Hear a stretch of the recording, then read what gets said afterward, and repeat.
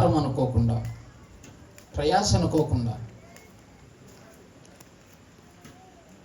దేవుని నామంలో ఇవన్నీ జరుగుతున్నాయి పండుగలు. వారు ఖాళీగా ఉంటారు, ఖాళీగా ఉండేవారు కాదు. సహకరించే వాళ్ళు ఉన్నారా? చాలా కొద్ది మంది ఉంటారు. ఒకళ్ళు ఇద్దరు ఇక్కడ కాస్త పరిచర్య కనపడుతున్నారు. లేడీస్ జెంట్స్ ఎవరు కనపడలేదు. అయ్యగారు ప్రభాకర్ గారు ఏరి, కిరణ్ గారు ఏరి. కిరణ్ గారు ఒకసారి లేచి నుంచండి, చేయొద్దండి. అక్కడ కూర్చున్నందుకు ధన్యవాదాలు. శ్రమ పడండి దేవుని పనికి, కలబడండి దేవుని పనికి. ఎవరు పిలవనవసరంలా, ఇది నాదని మీదేసుకోండి. అప్పుడు ఆత్మలో మీరు వెలిగించబడతారు, ఆత్మలో రగిలించబడతారు. అయ్యగారు చెప్పలేదుగా, అమ్మగారు చెప్పలేదుగా, మాకెందుకు చెప్తారులే. జాగ్రత్త జాగ్రత్త జాగ్రత్త. నేను అట్లా ఆలోచించిన అయినట్లయితే, నేనే కనుక అట్లా ఆలోచించి నేను నేర్చుకునే రోజుల్లో అట్లా ఉన్నట్లయితే నేను ఇక్కడి నుంచి కూడా లేచి బయటికి పోయేవాడినేమో. ఈ స్థానం, ఈ యొక్క సమయానికి కనీసం ఇక్కడ కూర్చున్న అర్హత కూడా కోల్పోయేవాడిని నేను అట్లా ఉన్నట్లయితే. లోబడి దైవజనులకు సేవ చేస్తూ, ఎవరి నామంలో దైవజనులకు సేవ, దేవుని నామంలో సేవ చేస్తూ, నేను ఏదైతే చేయలేననుకున్నానో, వద్దనుకున్నానో, ఆయన అంచెలంచెలుగా అంచెలంచెలుగా అంచెలంచెలుగా తీసుకొచ్చి ఇక్కడ కూర్చోబెట్టాడు. జాగ్రత్త. దేవుని పరిచర్య, దేవుని దగ్గర, దైవజనుల దగ్గర ఉండే ప్రజలు ఏమనుకుంటున్నారో మీరు. మనుషుల కోసం చేయమాకండి పరిచర్యలో, మనుషుల కోసం చేయొద్దు. సంఘ తృప్తి కోసం, సంఘం ఏదో మమ్మల్ని కనపరచాలని అసలు చేయమాకండి.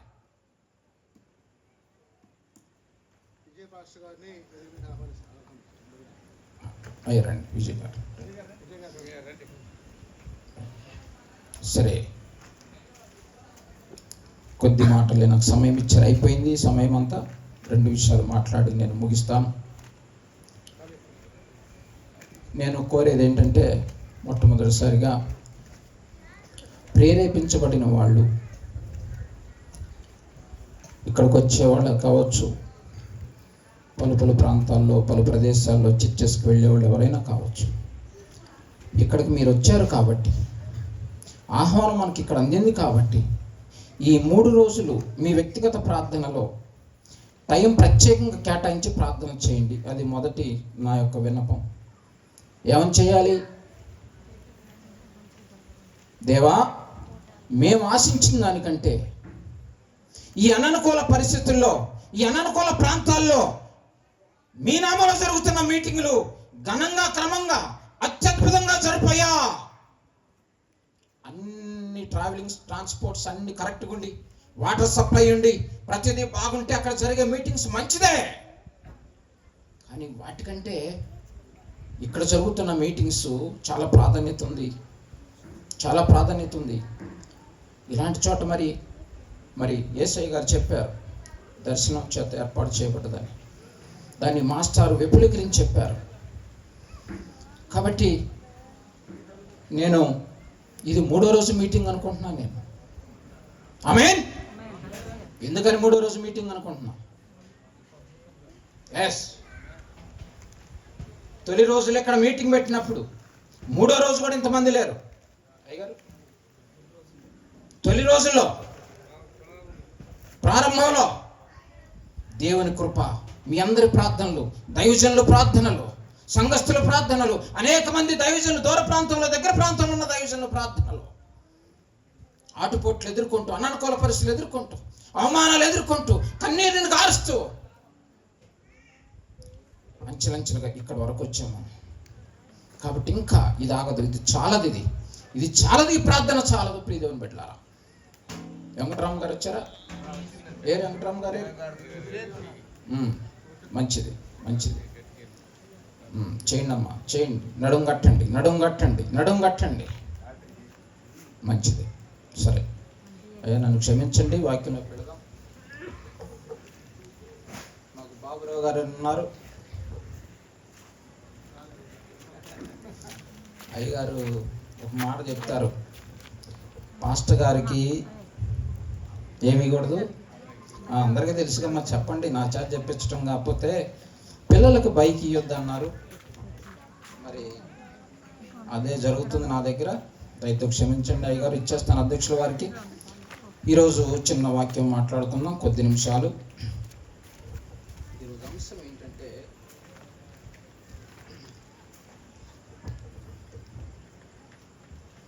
వాక్యము చెప్పినది చెప్పినట్లు మనం చేయగలుగుతున్నామా? అది అమ్మా,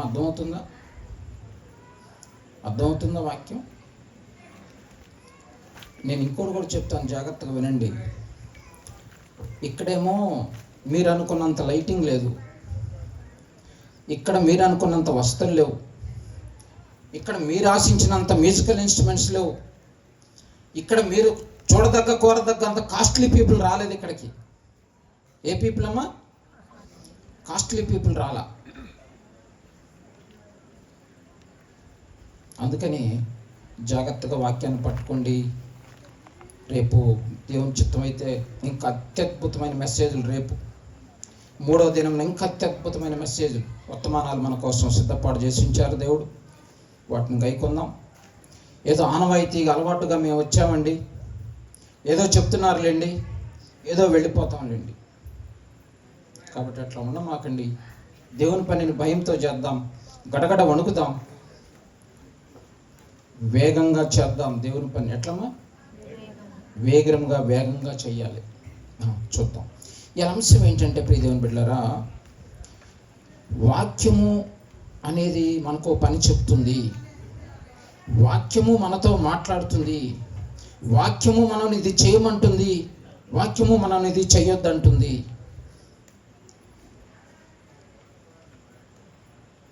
వాక్యము మాట్లాడుతుందా? ముందు కూర్చున్న వాళ్ళు చెప్పాలా. వాక్యము మనతో మాట్లాడుతుందా? మరి బైబిల్ చదివేటప్పుడు ఇందులోంచి వాయిస్ ఏం రావట్లేదేంటి? నేను మాట్లాడుతుంటే మౌత్ పీస్లో సౌండ్ వస్తుంది. మరి బైబిల్ చదువుతుంటే బైబిల్లో నుంచి అయ్యా రమేష్ అయ్య గారు చదివే తప్పు, ఇది రమణండి అని రమేష్ అయ్య గారికి వాయిస్ అనిపిస్తుందా? మరి వాక్యం మాట్లాడటం ఏంటి అమ్మా? అది కొంచెం రెండు విషయాలు లోపలికి పోనివ్వండి. వాక్యాన్ని వెళ్ళిన చోటల్లా 2 ముక్కలు, 2 విషయాలు, 2 వచనాలు లోపలికి వెళుతూ దాచుకుంటూ ఉంటే అది బ్యాంక్ బ్యాలెన్స్ లాగా ఒక పెద్ద అసెట్ అవుద్ది, మనకి ఒక పెద్ద బ్యాలెన్స్ అవుతుంది. ఎక్కడ దాచుకుంటే? హృదయంలో దాచుకోండి ప్రియ దేవుని బిడ్డలారా. వాక్యము చెప్పినట్లు మనం చేస్తున్నామా? వాక్యము మాట్లాడినట్లు మనం వినగలుగుతున్నామా? వాక్యం చేయమన్నది వద్దు అన్నది మనం ఆపగలుగుతున్నామా? అంశం అది. సరే చూద్దాం. ద్వితీయోపదేశకాండం 28:13 వచనం చదవండి. చదివే వాళ్ళు ఎవరు స్పష్టంగా తప్పులు పోకుండా, ఎక్కడ కామాలు ఉన్నాయి, ఎక్కడ పుల్ స్టాప్లు ఉన్నాయి, ఎక్కడ ప్రశ్నార్థకాలు ఉన్నాయి చూసి జాగ్రత్తగా చదవండి. ఆ విషయం కూడా దేవుని గణపరిచినట్లే ప్రియ దేవుని బిడ్డలారా. వాక్యం జాగ్రత్తగా చదవటం అంటే తెలుసా? ఆయన గారిని గౌరవించినట్లు, మర్యాద పరిచినట్లు. చదవండి. నేడు నేను మీకు ఆజ్ఞాపించు మాటలన్నిటిలో దేని విషయంలోను కుడికి గాని ఎడమకు గాని తొలగి అన్యుల దేవతలను అనుసరింపకయు వాటిని పూజింపకయు ఉన్న ఎడల నీవు అనుసరించి నడుచుకొనవలెనని నేడు నేను నీకు ఆజ్ఞాపించుచున్న నీ దేవుడైన యెహోవా ఆజ్ఞలను విని వాటిని అనుసరించి గైకొనిన ఎడల యెహోవా కొనిన ఎడల. ఇక మిగిలింది ఏదో మీరు ఖాళీ సమయంలో చూసుకోండి. నాకు ఇచ్చిన సమయం అయిపోతుంది, కొంచెం షార్ట్ చేసేసుకుంటున్నాను ఆ మెసేజ్. కొనిన ఎడల, కొనకపోతే ఏం జరుగుద్దో ఇప్పుడు మనందరం అనుభవిస్తున్నది అదే, నాతో సహా. కొనిన ఎడల, కొనని ఎడల. ఈరోజు అంశం ఏంటంటే, వాక్యము చెప్పినట్లు మనం చేస్తున్నామా? వాక్యము చేయమన్నది చేయగలుగుతున్నామా? వాక్యము చేయవద్దనేది ఆపగలుగుతున్నామా? చేయగలిగినట్లయితే ఇంకొక మాట నేను చదువుతాను. చక్కని మాటలు ఉన్నాయి అక్కడ చూడండి. యెహోవా నిన్ను 13 నేడు నేను నీకు చాలా స్పష్టంగా మీకు ఆజ్ఞాపించు మాటలన్నిటిలో నేడు నేను నీకు ఆజ్ఞాపించుచున్న మాటలు. మీరు మనము అంటలేదు అక్కడ. నేడు నేను నీకు. ఇంకేమన్నా కన్ఫ్యూజ్ ఉందా అందులో? సస్పెన్స్ అర్థం కాంతానం ఏమన్నా ఉందా? నిన్నేనయ్యా పిలిచేది, నిన్నే. మీరు కాదు, మీరు కాదు, నిన్ను. నువ్వే నువ్వే నువ్వే. అయ్యా చదువు. మీకు ఆజ్ఞాపించు మాటలన్నిటిలో దేని విషయంలోను కుడికి గాని ఎడమకు గాని తొలగి అన్యుల దేవతలను అనుసరింపకయు. కుడికి గాని ఎడమకు గాని జాగ్రత్త పరిశీలన చేద్దాం. ప్రియమైన బిడ్డలారా, చాలా దూరం వచ్చారు మీరు. ఇది వేసవకాలం, ఇళ్ళ దగ్గర విశ్రాంతి తీసుకునే సమయం ఇది. అయ్యగారు మరి చంద్రపాళ్ళు పెట్టినా పోయేది. ప్రతిసారి ఏదో చెబుదాం అనుకుంటాను అయ్యగారికి. ఏం చెబుతాంలే పెద్దోడని ఆ 3 రోజులు ములుగుతా వస్తూ ఉంటాం. ఈ చివరికి వచ్చేటప్పుడు బాగుంటుంది కానీ పోయేటప్పుడు ఏదైనా పెడితే బాగుంటుంది. దానికోసం ప్రార్థన చేద్దాం అయ్యగారిని. దేనికోసమన్నా? వెళ్ళేటప్పుడు వాహన సౌకర్యాలు కదిలించండి అయ్యా, దైవజనుల మనసు మార్చండి అయ్యా. ఎంత గొప్ప ప్రార్థన చేస్తారో తెలుసా? మనం ఎంత గొప్ప థీమ్ని, సబ్జెక్ట్ని ఎన్నుకుంటామో తెలుసా ప్రియదేవుని బిడ్డలారా? సరే, ఇన్ని రోజులు 3 రోజులేగా. మళ్ళీ ఈ రోజు వచ్చిన వాళ్ళు రేపు రారిక. దేవుని చిత్తం అయితే 3వ రోజు వస్తారు, చివరి రోజు. ఈ రోజు రేపు రానులు 3వ రోజు వస్తారు. సరే, అది వేరే విషయం. కాబట్టి కుడికి కానీ ఎడమకు కానీ తిరగకుండా ఉంటే, నేను అనుకోవటం ఏంటంటే, ఇక్కడ కూర్చున్న వాళ్ళలో నాతో సహా అనేక మంది అనేక సంవత్సరాల నుంచి వాక్యాలు వింటున్నారు కదా.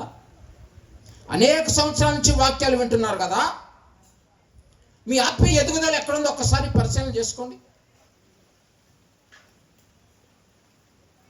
మీరు అసలు ఏ ఉద్దేశం మీద దైవజనుల దగ్గరకు వస్తున్నారు? ఏ ఉద్దేశం ద్వారా దేవుని సన్నిధికి వస్తున్నారు? మనం ఏ ఉద్దేశంతో ఏం అవ్వాలని కాలేజీకి వెళ్తున్నాం?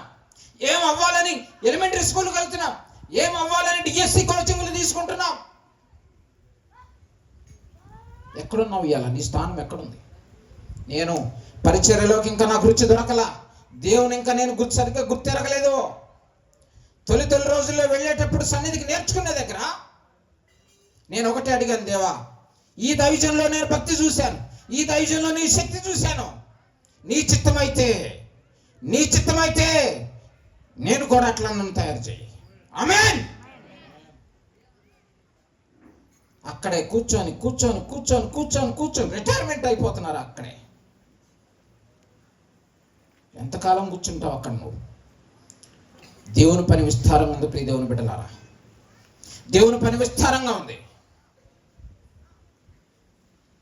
ఏం చెప్తున్నారు? కోత పనివాళ్ళు లేరు. నా వెనక కూర్చున్న దైవజనులు అయ్యగారు జయరాజు గారు, ఏదైనా వీలుంటే వారు కుమారులను తయారు చేసుకున్నారు.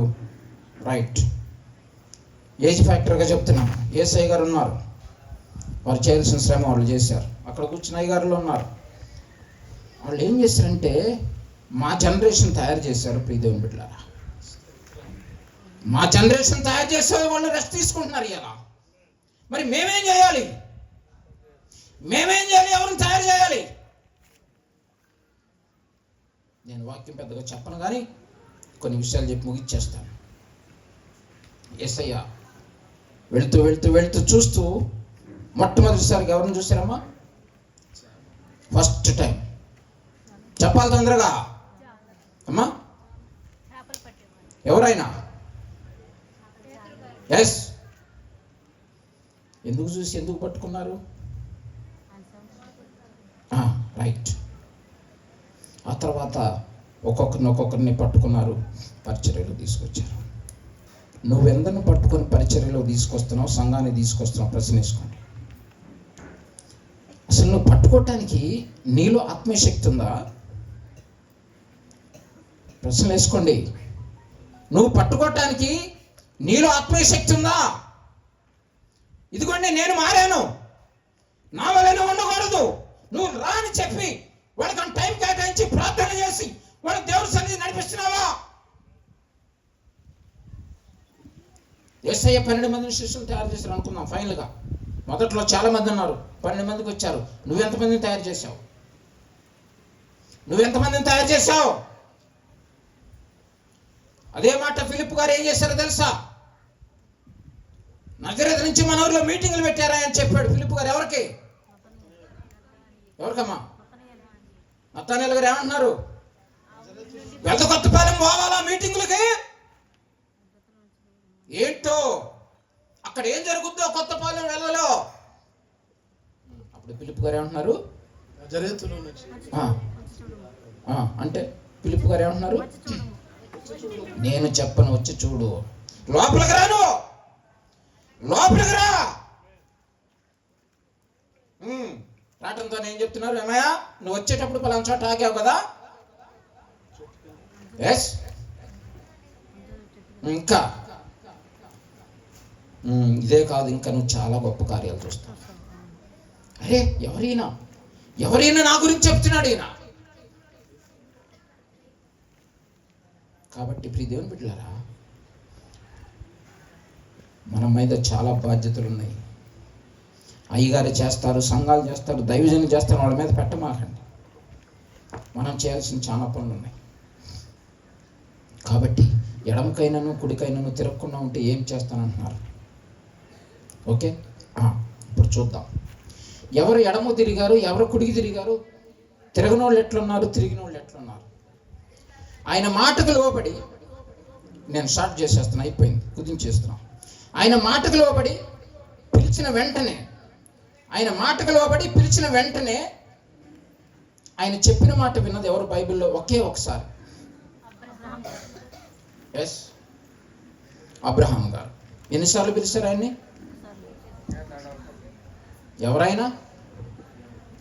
ఎవరైనా దేవుని గుర్తెరిగిన వాడా? దేవుని శక్తి తెలిసిన వాడా? వాక్యాన్ని గుర్తెరిగిన వాడా? వాక్యంలోనే శక్తిని పట్టుకున్న ఆయన కాదు. మంచి వ్యాపారి, మంచి పేరు కలిగిన వ్యక్తి, మంచి సంపన్నమైన కుటుంబం. మరి ఈరోజు నీకు ఎందుకు అర్థం కావట్లేదు? ఎన్నిసార్లు చెప్పినా అబ్రహాం గారితో పోలిస్తే మనం ఎంత, నేనెంత, మీరెంత? ఎందుకు లోబడలేకపోతున్నాం దేవునిలో? పరిశీలన చేసుకుందాం, పరిశీలన చేద్దాం. ఒక నిర్ణయం తీసుకొని బయటకు వెళ్దాం. ఇక్కడి నుంచి ఒక నిర్ణయం తీసుకొని బయటకు వెళ్దాం. ఎందుకు కాలక్షేపణ ప్రార్థన చేస్తున్నారు? ఎందుకు ఈ కాలక్షేపం దేవునితో వాక్యం చదువుకుంటున్నారు? ఎందుకు ఫలితాలు చూడలేని పరిస్థితిలో ఉన్నాం మనం? నేనండి 2 నెలల నుంచి ప్రార్థన చేస్తున్నా, నాకేమీ తెలియట్లేదండి. అరే 2 నెలల అంటే నీ దేవుడు మూగివాడా? నీ దేవుడు చెవిటివాడా? నీ దేవుడు నీ ప్రార్థన విననివాడా? నీ దేవునికి పక్షపాత బుద్ధి ఉందా? ఎక్కడ అడ్డుపండ ఉందో చూడండి. అది నేనండి రమేష్ గారి దగ్గర సంవత్సరం నుంచి వెళ్తున్నానండి, ఏం కార్యం చూడలేదండి. పరిశీలన చేసుకుందాం ప్రియ దేవుని బిడ్డ, పరిశీలన చేసుకుందాం ఒకసారి. చూడండి, ఎడమకు కానీ కుడికి కానీ తిరగకుండా దాని కదా అన్యుల దేవతలను అనుసరింపకి. యోనా గ్రంథం 1:1-3 చూద్దాం.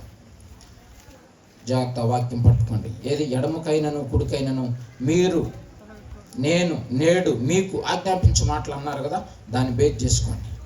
యోనా 1:1-3 చదవండి. యెహోవా వాక్కు అమిత్తయి కుమారుడైన యోనాకు ప్రత్యక్షమై ఇలాగ సెలవిచ్చెను. నినివే పట్టణస్థుల దోషము నా దృష్టికి ఘోరమాయను గనుక నీవు లేచి నినివే మహాపట్టణానికి పోయి దాని దుర్గతి కలుగునని ప్రకటింపుము. అందరికి తెలిసింది ఈ వాక్యం. నాకంటే అనుభవం దైవజనులు ఎంతో మంది ఇక్కడ వారి ప్రార్థనా జీవితం అంత లేదు నా వయసు. వారికి ప్రార్థనా జీవితం అంత అనుభవం నాకు లేదు. ఇక్కడ అందరికీ తెలిసిందే. అయితే దేవుని తలంపు నేను ఇచ్చే చిన్న ఈ సజెషన్ ఏంటంటే, యోనా గారు ఉన్నారు, ఆయనకు ఆసక్తి ఉంది, ఆయన దేవుని బిడ్డే, కాబట్టే దేవుడు ఆయనతో మాట్లాడుతున్నారు. ఎక్కడికి వెళ్ళమన్నారమ్మా? నినివే పట్టణం. మరి అక్కడే చెప్పొచ్చు, అయ్యా నేను వెళ్ళను అక్కడికి, నా వల్ల కాదులే, మరి అయ్యా సంసోనయ్య గారిని పంపించండి అని చెప్పొచ్చు. ఏం ఒప్పుకొని వచ్చావు? అక్కడ వెళ్తానని వచ్చావు. వచ్చిన తర్వాత ఇంటికి వచ్చిన తర్వాత పాస్ట్ గారులు అంతే చెబుతారులే, ఏముందిలే పెద్దగా, ఏముందిలే 2 రోజులు రమ్మన్నారు ఉపవాస ప్రార్థనలని, పోదాం, పోయి గంట సేపు కనపడద్దాం, లేదా డజన్ గుడ్లు ఇచ్చేస్తే ఉపవాస ప్రార్థన అయిపోతుంది. జాగ్రత్త, జాగ్రత్త, బీ కేర్. దేవుడు ఆషామాష మనిషి కాదు. నువ్విచ్చే వస్తువులు, నువ్విచ్చే వెలలు, నువ్విచ్చే చందాలు, నువ్విచ్చే కాసే వద్దు, వద్దు. తక్కువై కాదు ఆయన తీసుకునేది. సమృద్ధి, సమృద్ధి, సమృద్ధి. 40 సంవత్సరాలు అరణ్య ప్రాంతంలో మన్నాను ఏ పూట కాపూట వేడి వేడిగా పెట్టిన ఆయన. నువ్వు లేకపోతే చర్చ జరుగుతుంది అనుకుంటున్నావా? నువ్వు ఇచ్చే వాడితో చర్చ అవుతుంది అనుకున్నావా? నువ్వు చేస్తే పరిచయం చేస్తే ఇక్కడ పని జరుగుతుంది అనుకున్నావా? దావీదు గారు లాంటి వాడిని తీసుకొచ్చి పెట్టుకొని పని చేసుకొని పోతాడు. ఆమేన్. నేనండి జాగ్రత్త, గుండెలు పగిలిపోయి హార్ట్ బీట్ వస్తుంది. నేనండి చాలా హేళనగా ఉంది ప్రియ దేవుని బిడ్డలారా. ఈరోజు దేవుని బిడ్డలు పరిస్థితులు, వాళ్ళ మాటలు, వాళ్ళ విధానాలు చూస్తే నవ్వులు వస్తున్నాయి ప్రియ దేవుని బిడ్డలారా. తగ్గించుకుందాం, తగ్గించుకుందాం, తగ్గించుకుందాం. యోనా గారు కూడా అక్కడ సరేనని వచ్చాడు. ఎటు వెళ్ళాడమ్మా? ఈ మధ్యలో ఏం జరిగింది మొత్తం ఆయనకి ఏం జరిగింది? వేదనలు, దిగులు, చింత, మరణాపాయము, గాఢ నిద్ర. వాక్యం చెప్తుంది, వాక్యం చెప్తుంది, చెప్పినట్టు చేద్దాం. వాక్యం మాట్లాడుతుంది, చెప్పిందే చేద్దాం. వాక్యం చెప్పింది వద్దన్నది మానేద్దాం. యోనా మొదటి వ్యక్తి, కుడికైనను ఎడమకైనా తిరిగడా లేదో చూడండి. తర్వాత దేవుని కృప వారి ఎడలు ఉంది కాబట్టి రెండోసారి పిలుచుకున్నారు. ఆ పనిని చేసుకొని ముందుకు పంపించారు. ఆయన అనుకున్న పనిని సాధించుకుంటారు ఆ వ్యక్తి చేత. రెండో విషయం చూద్దాం. రాజులు 2వ గ్రంథం, రాజులు 2వ గ్రంథం 13వ అధ్యాయము 18వ వచనం. బాణములను పట్టుకొమ్మనగా అతడు పట్టుకొనెను. అంతటా అతడు ఇశ్రాయేలు రాజుతో నేలను కొట్టుమనినప్పుడు అతడు ముమ్మారు కొట్టి మానెను. చాలు. కుడికైనను ఎడమకైనను వాక్యం చెప్పింది చెప్పినట్లు వాక్యం చేయమన్నది చేయగలుగుతున్నామా? అక్కడ యోనా గారు చూస్తే అట్లా చేశారు. ఇక్కడ ఆ యొక్క దైవజనులు మరి పైనుంచి వస్తే తెలుస్తుంది. వద్దులేండి, అయ్యే సమయం లేదు, నాకు ఇచ్చిన సమయం అయిపోయింది. ఎలీషాయి గారు చాలా శక్తివంతుడు, ఆత్మశక్తి కలిగిన ఆయన దగ్గరకు వచ్చారు. వచ్చి ప్రార్థన చేయమన్నప్పుడు చేశారు. అంతిదిలో కూడా నిరుత్సాహపడకుండా, తోసివేయకుండా అట్లా చేశారు. చేసినప్పుడు అక్కడ 18వ వచనంలో బాణములను పట్టుకొనమనగా అతడు పట్టుకొనెను. అంతటా అతడు ఇశ్రాయేలు రాజుతో నేలను 3 సార్లే కొట్టమనెను. అతను ముమ్మారు కొట్టి మానెను. అయ్యగారు ఎన్నిసార్లు కొట్టమన్నారమ్మా? 5 సార్లు. ఈయన ఏం చేశారు? ఎందుకని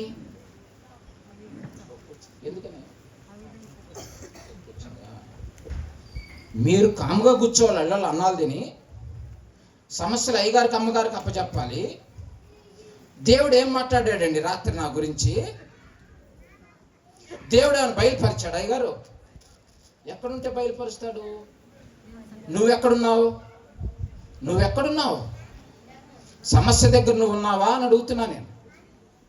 మీరు చెప్పినా చెప్పపోయినా దైవజనులకి ఆ పని తప్పదు. మీ గురించి భారంగా ప్రార్థన చేస్తారు. ఈయన 3 సార్లే కొట్టారంట. దీన్ని ఏమంటారు తెలుసా? బైబిల్లో ఏమంటారమ్మా? అవిధేయత అంటారు, స్వబుద్ధి అంటారు. మనం కూడా కుడికైనా ఎడమకైనా తిరుగుతున్నామేమో గమనిద్దాం. స్వబుద్ధిని ఆధారం చేసుకొని ముందుకెళ్తున్నామేమో చూద్దాం. మన సొంత జ్ఞానాన్ని ఆధారం చేసుకొని చర్చకు వస్తున్నామేమో చూద్దాం. అది నాకు కూడా వర్తిస్తుంది ప్రియదేవుని బిడ్డలారా, మీకే కాదు నాకు కూడా వర్తిస్తుంది. అక్కడ చూస్తే యోనా గారి పరిస్థితి ఎలా ఉంది, ఇక్కడ చూస్తే ఈ దైవజనుడి పరిస్థితి ఎలా ఉంది. ద్వితీయోపదేశకాండం ఏం చెప్తుందమ్మా? 28:13 నేడు నేను నీకు ఆజ్ఞాపించు. చాలు. ఈయన ఏం చెప్పారు? నేలకేసి కొట్టవయా అన్నారు. ఒక దెబ్బ కొడితే 1000 రూపాయలంటే నా దగ్గర లేవండి 3000 అని 3 దెబ్బలు కొట్టాను అనుకోవచ్చు. తీసుకున్నారమ్మా? ఒక దెబ్బకు 1000 రూపాయలు తీసుకుంటున్నారా? లేదే. మరి ఏమైంది? ఇట్లా కొట్టరాదు. 3 సార్లు కొట్టి తండ్రి, కుమారా అనుకున్నానండి నేను. త్రియేక దేవుడు అండి మన దేవుడు. బాబా ఎంత మెసేజ్ ఇస్తారో తెలుసా అయ్యగారులకి ఇక్కడ కూర్చున్న వాళ్ళు ఎన్ని మెసేజ్లు ఇస్తారో తెలుసా. అనుకున్నానండి, రాత్రి రాలేదేంటమ్మా, జరగదేమో అనుకున్నానండి. పైన మబ్బు పట్టింది. ఓ జాగ్రత్త అమ్మా, జాగ్రత్త. మనందరం పరిచర్యలో ఉన్నాం, జాగ్రత్త ముందుకు వెళ్దాం. 3 సార్లే కొట్టాడు. తీసేయండి. ఇంకో విషయం చూద్దాం.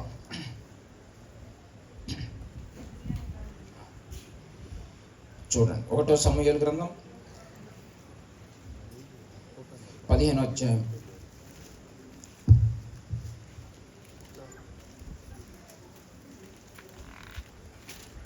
1 నుంచి కొన్ని వచనాలు చూసి ముగిచ్చేస్తాను నేను. అక్కడ ఏం జరుగుతుందో చూద్దాం.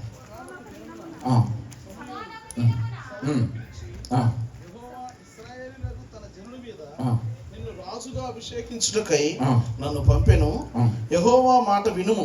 సైన్యములకు అధిపతికి యెహోవా సెలవిచ్చినదేమనగా, అమాలేకీయులు ఇశ్రాయేలీయులకు చేసినది నాకు జ్ఞాపకమే. వారు ఐగుప్తులో నుండి రాగానే అమాలేకీయులు వారికి విరోధులై మార్గమునందు వారి మీదకి వచ్చింది కదా. కాబట్టి నీవు పోయి కనికరింపక అమాలేకీయులను హతము చేయుచు పురుషులనేమి, స్త్రీలనేమి, బాలురనేమి, పసిపిల్లలనేమి, ఎద్దులనేమి, గొర్రెలనేమి, ఒంటెలనేమి, గార్ధబములనేమి అన్నిటిని హతం చేసి వారికి కలిగిన దాంతో బొత్తిగా పాడు చేసి అమాలేకీయులను నిర్మూలన చేయమని చెప్పాను. ఎవరు చెప్పారు ఈ మాటలు? దైవజనులు. వాళ్ళు ఎవరు పంపిస్తే, ఎవరు ఆత్మచేత ప్రేరేపించబడి వచ్చారు? వాళ్ళు దేవుని యొక్క ఆత్మ. బైబిల్ మాట్లాడుతున్న వాక్యం చెప్తుంది. ఓకే, ద్వితీయోపదేశకాండ మాటలు గుర్తు చేసుకున్నారు ఒకసారి? వద్దులేండి. ఇప్పుడు ఇక్కడ చూద్దాం. ఇవి ఈ చేసే ఏంటంటే, నీవు పోయి కనుకరింపక అమాలేకీయులను హతం చేయొచ్చు పురుషులనేమి, అక్కడ ఇచ్చారు చూడండి ఎన్ని ఇచ్చారు. పురుషులనేమి, స్త్రీలనేమి, బాలురనేమి, పసిపిల్లలనేమి, ఎద్దులనేమి, గొర్రెలనేమి, ఒంటెలనేమి, గాత్రములన్నింటినీ. అది ఆయన ఇచ్చిన వర్క్. మనకి బాగానే వింటున్నారు చర్చెస్లో దైవజనులు చెప్తే.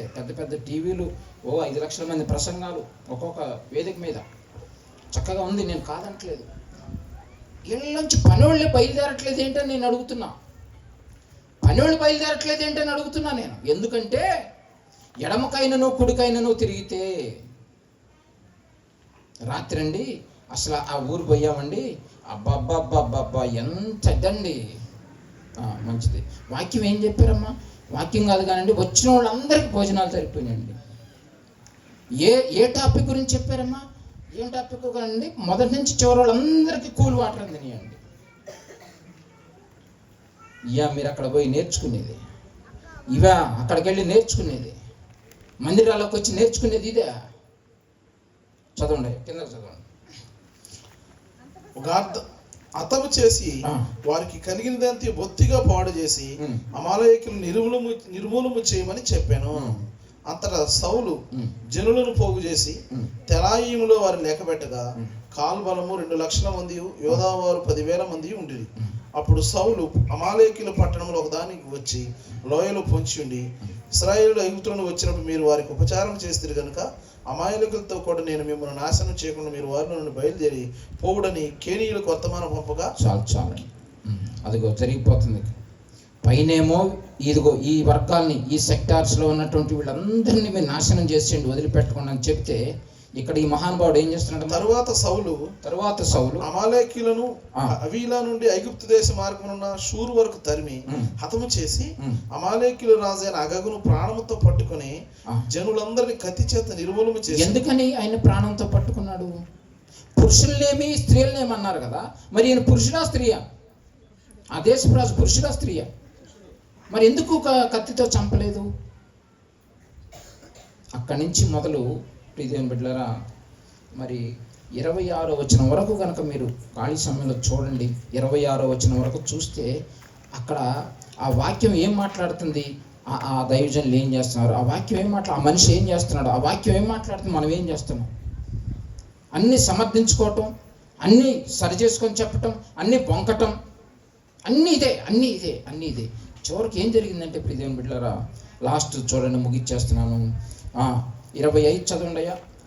నేను 6 విషయాలు ఉన్నాయి, అవి సమయం లేదు కానీ దేవుని చిత్తమైతే. కాబట్టి నీవు నా పాపమును పరిహరించి నేను యెహోవాకు మొక్కుమున్నట్లు నాతో కూడా తిరిగి రమ్మని సమూయేలును వేడుకొనెను. అది అక్కడికి వచ్చేసిందండి. అందుకు సమూయేలు, నీతో కూడా నేను తిరిగి రాను, నీవు యెహోవా ఆజ్ఞను విసర్జించింది గనుక ఇశ్రాయేలు మీద రాజుగా ఉండకుండా యెహోవా నిన్ను విసర్జించినని చెప్పి వెళ్ళిపోవాలని తిరుగుగా. చేతులారా చేసుకునే పనులు ప్రియదేవుని బిడ్డలారా, చెప్పింది చెప్పినట్లు. మరి ముఖ్యంగా దేవుని బిడ్డలైన మనం సమయం పాటించాలి. నాకు సిగ్గైంది ఇక్కడికి రావడంతోనే. ఎందుకో తెలుసా? నాకంటే 2-3 దైవజనులు వచ్చి కూర్చున్నారు ముందు. అరే, నేను ఒక్క అడుగు ముందు వస్తే బాగుండేది అనుకున్నాను. సమయం పాటించండి. వేరే వాళ్ళతో పొంతు పెట్టుకోమాకండి. మీరు దేవుని సన్నిధికి రండి. వాక్యంలో మీరు చదివితే ఏం రాదమ్మా, నేను చెప్తున్న అనుభవం మీద. వాక్యం చదివితే మీకేం రాదు. జాగ్రత్త గుర్తుంచుకుంటున్నారా? కొత్తగా వచ్చిన వాళ్ళు, పాతోళ్ళు. వాక్యం చదివితే మీకేం రాదు. అది దేవుడిచ్చే కృప, అర్థం చేసుకునేది. కానీ మీరు సమయాన్ని పాటిస్తూ భయభక్తులు కలిగి ఉంటే మీరు నింపబడతారంతే ఆత్మతో. ఆయన ఎక్కడ వాడుకోవాలో, ఆ ఇష్టమైన పాత్రగా ఉన్నప్పుడు ఆయన చేతిలో తీసుకొని దాన్ని ఎట్లా మలుచుకొని ఏ ప్రాంతానికి వాడబడాలో అక్కడ తీసుకెళ్ళిపోతాడు ఆయన. దానికి ఉదాహరణ ఇక్కడ దాకా వచ్చారు రమేష్ అయ్య గారు. ఎక్కడి నుంచి, ఎందుకో ఇక్కడికి వచ్చారు. ఉన్నాయి, ఏదో మాట్లాడుకున్నారు వారును దేవుడు. ఆయన ఏదో అడిగారు, ఆయన పదా అన్నారు. ఇక్కడ జరిగిన అనానుకూల పరిస్థితులన్నీ మీకు తెలిసే ఉంటుంది, నాకంటే ఎక్కువ తెలుసు మీకు. అయినప్పటికీ ఎన్నో రాత్రులు కన్నీరు. నన్ను ఈ మధ్య ఒక విషయంలో నన్ను రమ్మన్నారు. నేను రాలేకపోయాను. నేను కూడా సహాయం చేయలేకపోయా. ఆర్థికంగా కాదు సుమా, ఆర్థికంగా కాదు. ఒక విషయం జరిగింది. అయ్యా మీరు ఒకసారి అటు వస్తారన్నారు. నేను నిరుత్సాహంగా మాట్లాడాను వారిని. ఇలాంటి సహకారం లేని రోజుల్లో, సహకారం లేని స్థలాల్లో, సహకారం లేని పరిస్థితుల్లో దేవుని పరిచర్య ముందుకెళ్తుంది. ప్రియ దేవుని బిడ్డలారా, మనందరం భుజంగా వద్దాం. ఒక దైవజనుడికి 2 మాటలు చెప్పి, ఒక దైవజనుడికి మనం ఎట్లా ఉండాలో తెలుసా? 2 చెప్పి ముగిచ్చేస్తాను. ఒక దైవజనుడికి వచ్చే వాళ్ళు ఎట్లా ఉండాలంటే, మోషే గారు అలసిపోయి కూర్చున్నారు. ఆయన వయసు పెద్దదైంది. చేతులు పైకెత్తలేని పరిస్థితిలో ఉన్నప్పుడు, ఈయన చేతులు పైకెత్తినప్పుడు ఎవరు గెలుస్తున్నారు? కాస్త కండరాలు నొప్పి పుట్టి చేయి పైకి లేనప్పుడు ఎవరు గెలుస్తున్నారు? మరి ఇది ఎవరు గమనించాలి? సంఘంలో ఎవరు గమనించాలి? ఇది చెప్పాలి. ఆత్మశక్తి కలిగిన వాళ్ళు గమనించాలి, అందరూ గమనించలేరు. ఎవరు గమనించింది? ఊరు. ఏం చేశారు వాళ్ళు గమనించి? ఇంకా చెప్పండి, ప్రాసెస్ ఉంది అందులో. దబకని చెప్పేసారు, చేతులు పైకెత్తారని. నో, కిందకెళ్ళి పెద్ద రాయి తీసుకొచ్చారు. కిందంటే ఇదనుకుంటున్నారా? ఆ ఎత్తు కాదు, ఎంత రాయో మరి అది పైకి తీసుకొచ్చారు. ఈ గారిని దాని మీద కూర్చోబెట్టారు. ఆ యుద్ధం మరి ఎన్ని రోజులు తాగుద్దో తెలీదు. చిలకలో పక్కన నుంచున్నారు, మా చేతులు ఆయన మీద పెట్టుకున్నారు, కొట్టండి అని అన్నారు. సంఘంలో ఉన్నారు అలాంటి వాళ్ళు అని అడుగుతున్నాను ఈ రోజున. ఈ సంఘంలో అలాంటి వాళ్ళు ఉన్నారా? కావాలి ఈ రోజున కావాలి అలాంటి వాళ్ళు. ఏం అయ్యగారు ముఖం మీద నీరసంగా ఉంది, నేనేమో అడగదలుచుకోలే, ఇంటికి పోయా. ఫ్యాన్ తిరగట్లేదు, ఏమో కరెంట్ వాళ్ళు లేడు అనుకున్నా, ఇంటికి పోయా. నో, నేను మీరు అందరము ఒక అహరోన్ లాగా, ఒక హూర్ లాగా అవుదామని దేవునికి ప్రార్థన చేద్దాం. దావీదు గారు అలసిపోయి ఉన్నాడు, అప్పుడే రాదుకున్నారు ఆయన్ని. దావీదు గారు అలసిపోయి కూర్చున్నాడు, యుద్ధం జరుగుతుంది, శత్రువులు వచ్చారు, నేను వాడిని చంపుతా, ఇంత ఈట తీసుకొని పొడుస్తానని ఒకడు ముందుకు వచ్చాడు. అప్పుడెవరు? దావీదు గారికి చెప్పాల పేర్లో. దావీదు గారి పక్షాన ఒకడు వచ్చాడు. ఎవరో? అభిషేక్. ఏమన్నాడు అభిషేక్ వచ్చి? నేను పొడుస్తా వాడిని, నేను పొడుస్తా, దావీదు గారి మీదకి వచ్చేవాడిని, నా శత్రువు నేను పొడుస్తా, ఆయనకు ఆయుష్ పెంచుతాను, విశ్రాంతినిస్తాను ఆయనకి. అభిషేక్ లాంటి వాళ్ళు తయారవ్వండి సంఘాల్లో, ఒక ఆరోను ఊర్లో లాంటి వాళ్ళు తయారవ్వండి. ఈ రాబోయే శ్రమలు, ఈ రాబోయే యొక్క ఉపద్రవాలు ఉన్నాయి చూసారా, వాటిని ఎట్లా ఎదుర్కోలేమో, ఎట్లా తప్పించుకోలేమో చూద్దాం. ఒకసారి చూడండి రోమీయులకు రాసిన పత్రిక 8:30 చూడండి. ఈరోజు మన జీవితంలో జరుగుతుంది అది. ఎందుకు ప్రార్థనకు రాలేకపోతున్నాం? ఎందుకు ఆటంకాలు కల్పించబడుతున్నాయి? ఎందుకు మనం ఆత్మ తగ్గిపోయింది? ఎందుకు మొదటి ప్రేమ కోల్పోయాం? మరణమైనను జీవమైనను. 8:38 35 క్రీస్తు ప్రేమ నుండి మనలను ఎడబాపు వాడెవడు? శ్రమ వచ్చిందా? బాధ వచ్చిందా? సమస్య వచ్చిందా? కరువు వచ్చిందా? వస్త్రహీనత వచ్చిందా? ఉపద్రవం వచ్చిందా? ఖడ్గం నీ మీదకి వచ్చిందా? మనల్ని క్రీస్తు ప్రేమ నుంచి ఏదైనా ఎడబాపుద్దా? ఎందులో ఇరుక్కున్నారో, ఎందులో చిక్కుకున్నారో ఒకసారి చర్చ చేసుకుందాం. అయ్యా, ఈ సమస్య వల్ల నేను రాలేకపోతున్నాను, ఈ ఉపద్రవం వల్ల నేను రాలేకపోతున్నాను, ఈ కత్తి నా మీదకి వచ్చింది, ఈ వస్త్రహీనత నా మీదకి వచ్చింది, ఈ కరువు నా మీదకి వచ్చింది. ఇందాక మాస్టర్ చెప్తున్నారు, అన్ని పుష్కలం ఉండి పెట్టట్లేదు. రమేష్ అయ్య గారు మీటింగ్లో అన్ని పుష్కలం ఉండి పెట్టట్లా. ఈ రాత్రి మనం తీర్మానం చేసుకుందాం, దేవా, నేను నీకు నిజమైన బిడ్డగా, నీకు నిజమైన కుమారుడుగా నేను ఉండాలి. నన్ను ఏం చేయమంటావు చెప్పు. నేను ఎడమకైనా కుడికైనా నువ్వు తిరగకుండా ఉంటే ద్వితీయోపదేశ కాండంలో చేసినట్టు చేస్తావు. కానీ ఇదిగో ఇప్పుడు చెప్పుకున్నా, ఈ విషయాల్లో మేము ఎక్కడున్నామో తప్పిపోయాం. ఒకసారి ప్రశ్న వేసుకుందాం. ఎన్ని బాధలున్నను, ఇబ్బందులైనను, ఎంత కష్టమొచ్చినా, నిష్ఠూరమై